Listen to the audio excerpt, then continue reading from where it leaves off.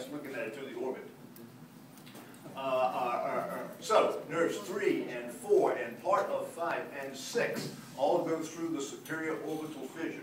Now note that these nerves are really coming off linearly, just like they come off the brainstem linearly. So almost count them from the front to the back, 1 down to 12, okay?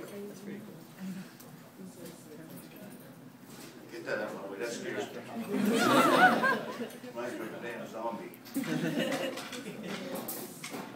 Okay. Here's the oval foramen, or the foramen ovale. That's easy. That is for B3.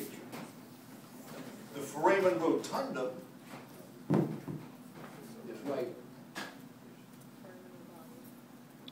here. And that's the round one. Can you find that? That's for B2. B2 is the maxillary division of 5. So, B1 is going through the superior orbital fissure. See what I mean by linearly?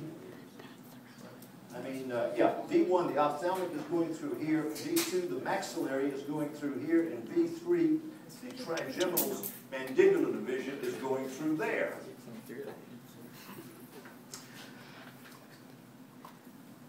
Okay, what are we looking for now? We just got 6. We just did 5. We ought to be looking for 7. And that's going to be down here. 7 and 8 are both going to go through the internal auditory meatus. The internal auditory meatus. 7 and 8 go through there. Now 8 won't come out.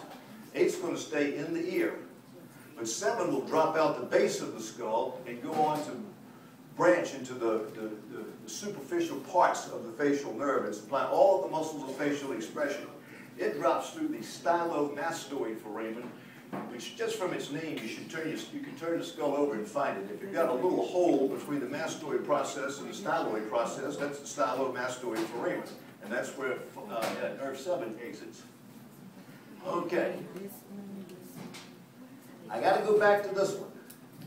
This is the most confusing of them all because it's not really a foramen, even though it's called the lacerate foramen, or lacerated, or foramen lacerum. That means ragged.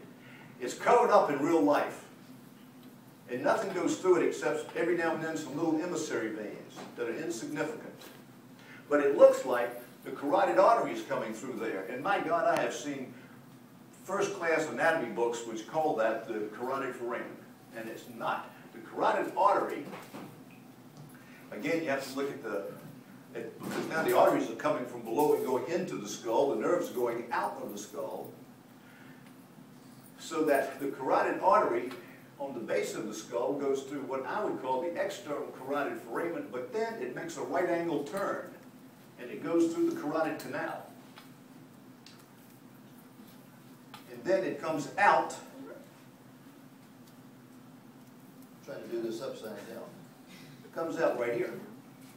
And I'll have to come around and show you that with a pipe cleaner. But on an x-ray, it's amazing because here it comes like that, and then it makes a right angle turn, and then it comes back up again, then it makes another right angle turn. So an angiogram of the carotid artery is very easy to identify its various parts because of all these twists and turns and bends. But don't confuse it with that foramen lacerum. Okay, so we got 7 and 8. Well, we can wrap it up now, almost. Here is the jugular foramen, all right? And it's at the end of the sigmoid sinus. But along with the jugular foramen being formed there, it also transmits 9, 10, and 11. So the glossopharyngeal, the vagus nerve, and the accessory nerve, which is accessory to the vagus, all exit through the jugular foramen, which just leaves us with 12. Hypoglossal. And here's 12.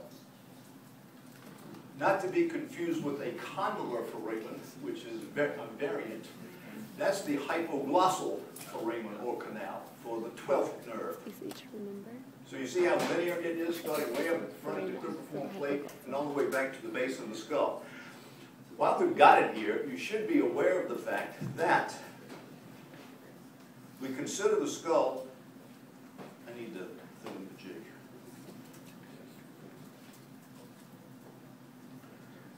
we consider the skull as being like steps. This is the anterior cranial fossa. In the anterior cranial fossa, you find the frontal lobes of the brain. We go into the middle cranial fossa, and in there you find the temporal lobes of the brain. Then we go into the posterior cranial fossa, and that's where the cerebellum lives. So those are the major parts of the brain filling those fossae, which go down stepwise. Here's the boundary between the between the anterior and the middle. And then back here is the boundary between the middle and the posterior. This is called the petrous part of the temporal bone. Petrous means rock. Petrology is the study of rocks. So why do we call it the petrous part? Because it's the hardest part of the skull. Okay? Simon Peter, by the way, was the rock of the church. So that's what the name Peter means. It means rock. All right. You can see that there are phenomenal details here, but just concentrate on those, being able to go by and say how each cranial nerve gets out. Have fun.